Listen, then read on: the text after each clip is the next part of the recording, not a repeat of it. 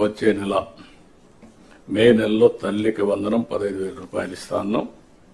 ఎంతమంది పిల్లలు ఉంటే ఎంతమంది అని వర్కౌట్ చేస్తున్నాం. తొందరలో మీకు గైడ్ లైన్స్ ఇస్తాం.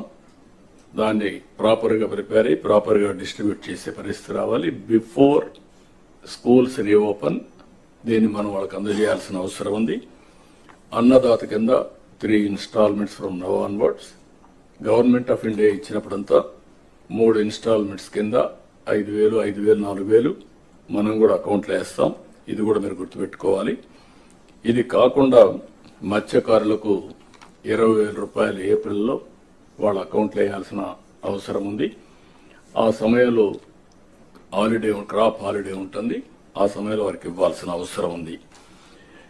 ఇక్కడ నేను మిమ్మల్ని కోరేది ఏంటంటే, ఇవి మనం చేసిన పనులు, ఇంకా చేయబోయే పనులు ఎప్పటికప్పుడు మీకు వెల్ఫేర్ విషయంలో కానీ డెవలప్మెంట్ విషయంలో కానీ చాలా నిర్దిష్టమైనటువంటి గైడ్ లైన్స్ ఇవ్వబడతాయి. మీరు కూడా దాన్ని ముందుకు తీసుకుపోవాల్సిన అవసరం ఉంది.